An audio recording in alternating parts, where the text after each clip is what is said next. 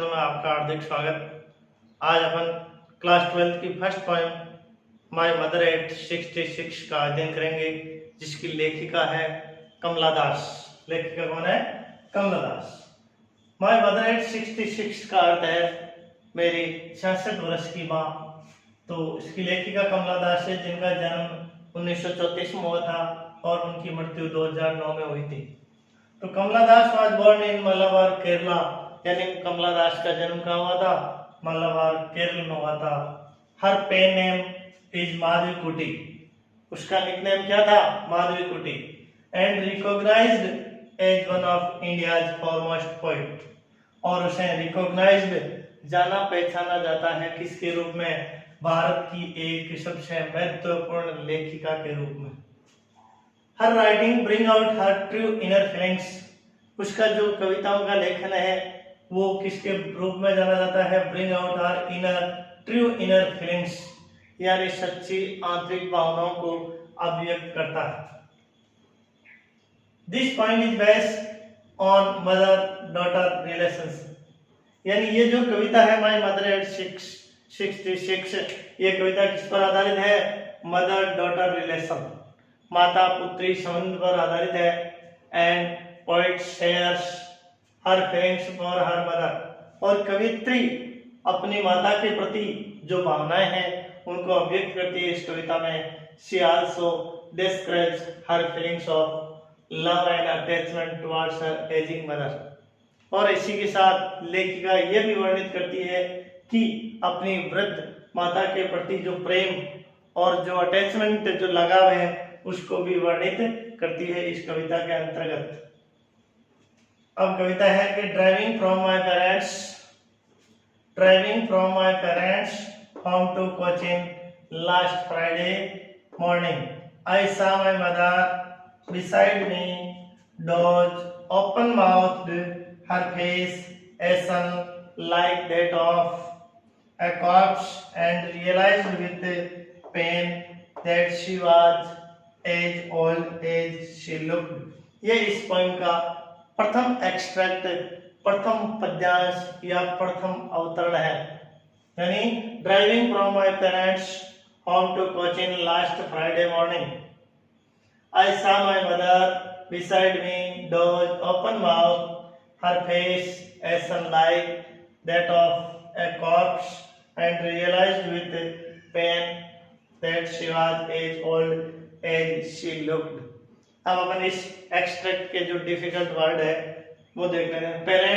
Parents का अर्थ होता है माता पिता का, मॉर्निंग का अर्थ होता है सुबह, मदर का अर्थ होता है माँ, बिसाइड का अर्थ होता है बगल में, डोज का अर्थ होता है लाइट स्लीप यानी ऊँघना, और ओपन माउथ, ओपन में खुला, माउथ में खुला मुंह है, रियलाइज्ड महसूस किया, एसन पेल मिस पीला, कॉर्प्स डेड बॉडी या लाश।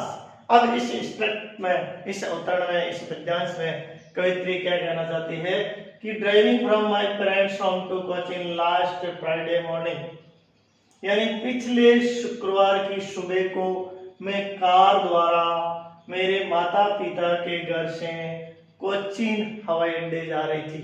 कहाँ जा रही थी? कोचीन हवाई अड्डे अपनी कार से पिछले शुक्रवार की सुबह को। आई सॉ माय मदर बिसाइड मी, उसी कार में लेखिका के बगल में उसकी माँ बैठी हुई थी। डॉज, उसकी माँ कार में बैठे बैठे ऊँघ रही थी। ओपन माउथ, उसकी माँ का मुंह खुला था। Her face ashen like that of a corpse, और उसका चेहरा उम्र के अनुसार इतना पीला हो चुका था जिस प्रकार एक डेड बॉडी यानी एक निर्जीव शरीर या लाश के समान होता है। एंड रियलाइज्ड विद पेन, और अपनी माँ के चेहरे को देखकर वो उस प्रकार महसूस करती है। रियलाइज्ड विद पेन यानी दर्द के साथ महसूस करती है। पेन का अर्थ होता है दर्द,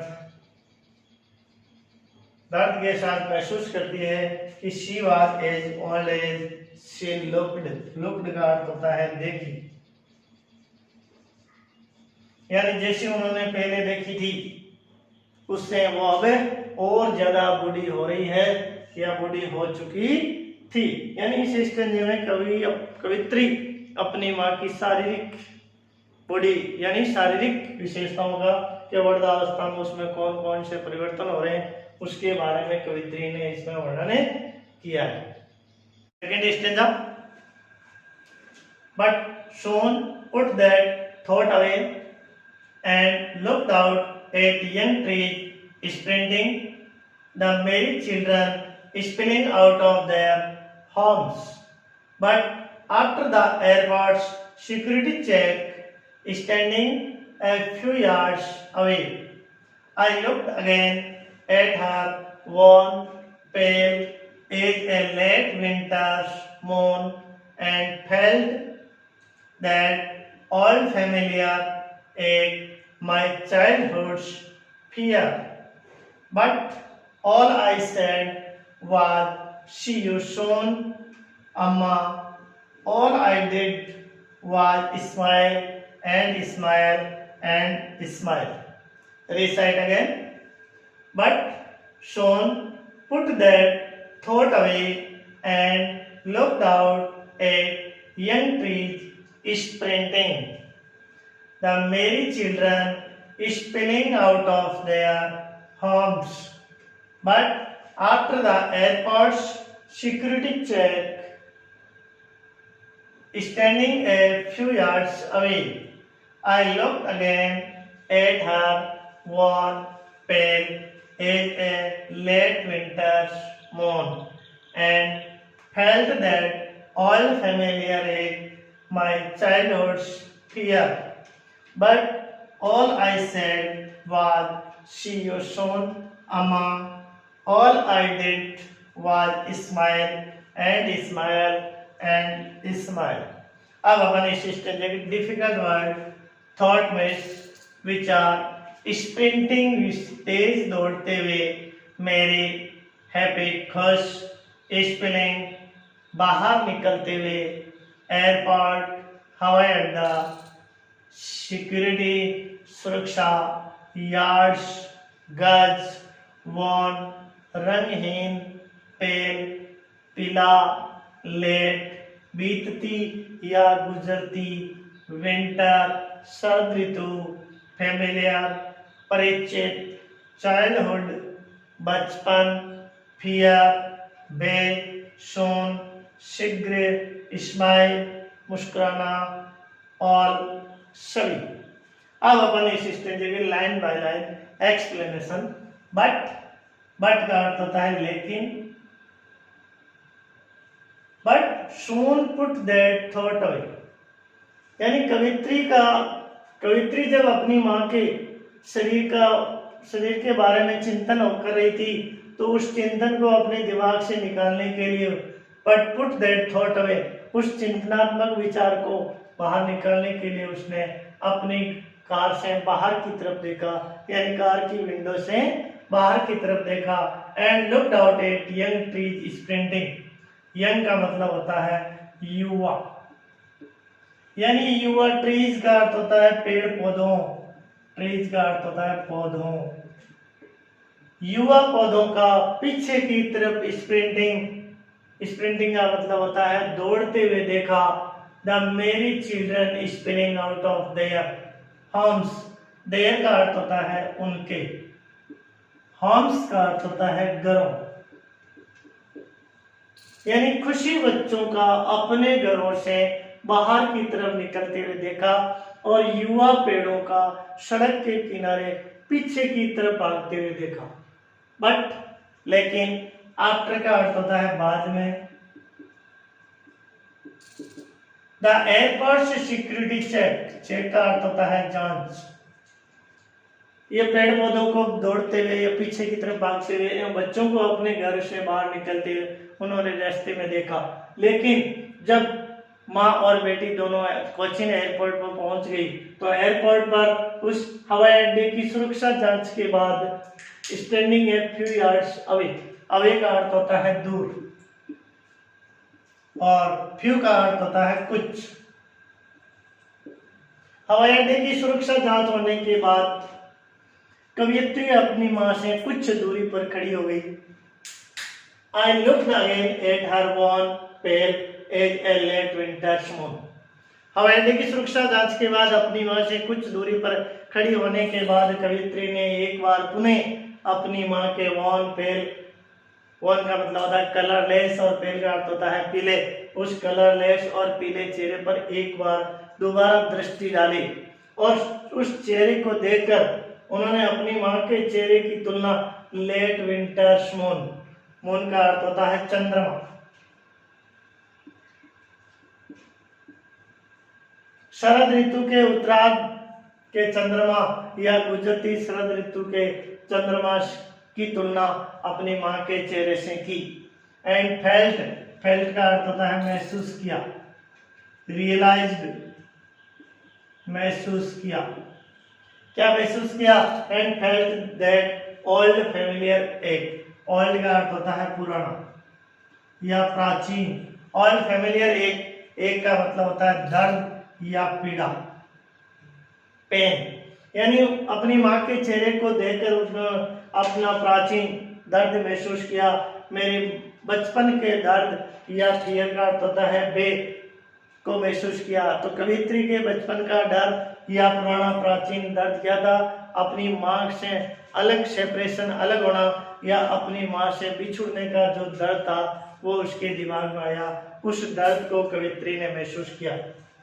बट लेकिन ऑल आई सेड, लेकिन इन सब के बावजूद भी मैंने मेरी माँ को कहा सी यू सोन अम्मा, कि माँ तुम शीघ्र ही अपन दोनों मिलेंगे, सी यू सोन यानी मैं तुमसे जल्दी ही मिलूंगी माँ। ऑल आई डिड, ये सब क्रियाकलाप होते हुए भी अपने दर्द को भूलने के लिए all I did was smile and smile and smile, और कवित्री मुस्कुराई थी, मुस्कुराई थी और मुस्कुराई थी, यानी अपनी माँ से बिछुड़ने के बाद भी, बिछुड़ने के दर्द के बाद भी बार बार मुस्कुराती रही ताकि माँ को वो अलग होने की पीड़ा या अलग होने का एहसास कम हो सके। अब अपन माय मदर एट 66 के main points of this poem, यानी इस माय मदर एट 66 के जो कविता के मुख्य मुख्य बिंदु है उनका एक बार अपन विश्लेषण कर लेते हैं। फर्स्ट पॉइंट है poetess travelling to Cochin airport with her mother in a car, यानी कवित्री अपनी मां के साथ कोचीन एयरपोर्ट की यात्रा कर रही थी। दूसरा पॉइंट है she looks at the colourless pale face of her dosing mother, यात्रा करते समय या यात्रा के दौरान वो अपनी डोजिंग यानी ऊँग रही माता के रंगहीन और पीले चेहरे को देखती है। And compares with dead body, और अपनी माता के शरीर की तुलना किससे करती है?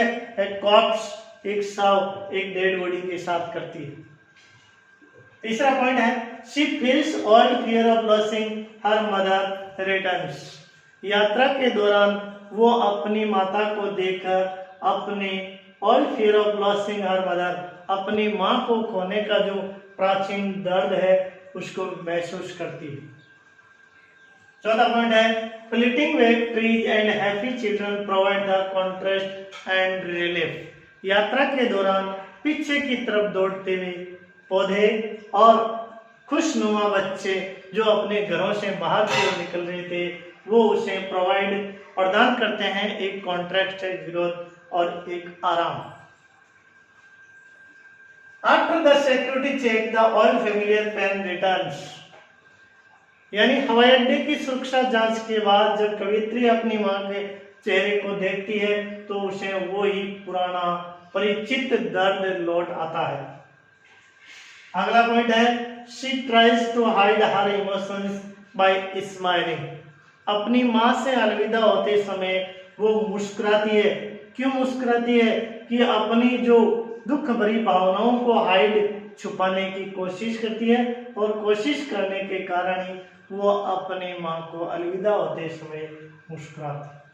बिड्स गुड बाय, बिड्स कहती है गुड बाय, अलविदा, to her mother with a hope to see her again, अपनी माँ को उसी उम्मीद के साथ अलविदा कहती है कि माँ मैं तुम्हें दोबारा मिलूंगी या अपन का मिलाप दोबारा होगा। यह है इस पॉइंट के जो मेन पॉइंट है उस कविता की जो समरी। अगला पॉइंट है सेंट्रल आइडिया। सेंट्रल आइडिया का अर्थ होता है केंद्रीय विचार या मुख्य विषय वस्तु, केंद्रीय विचार या थीम। इन दिस पॉइंट, इस कविता में the poetess bring out a common paradox of human relationship and portrays a sensational separation of a mother and a daughter। यानी इस कविता में कवित्री मनुष्य ह्यूमन रिलेशनशिप यानी मानव रिश्तों का एक आम विरोधाभास को उजागर करती है।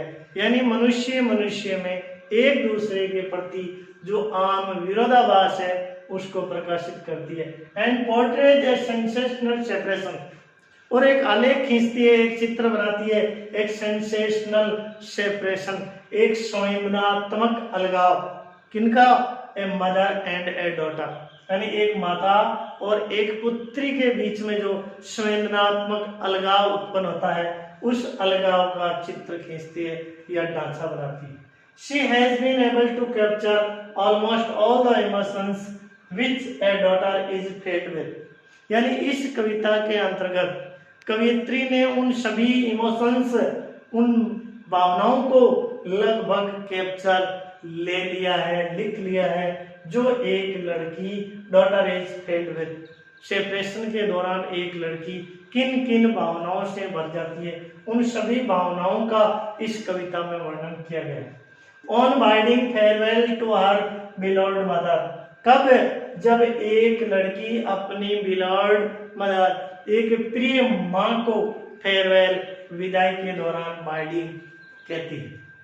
समटाइम्स, अंत में कवि क्या कहता है? इस कविता का जो मेन सारांश है उसमें कवित्री कहती है कि समटाइम्स, कभी कभार, we do feel deep sympathy for someone, कि कभी कभार हम किसी दूसरे व्यक्ति के साथ एक गहरी सहानुभूति, डीप सिंपैथी, एक गहरी सहानुभूति को फील महसूस करते हैं, लेकिन we fail to express in a proper manner, लेकिन उस सिंपैथी को हम प्रॉपर मैनर, उचित तरीके से एक्सप्रेस, अभिव्यक्त करने में फेल, असफल हो जाते हैं।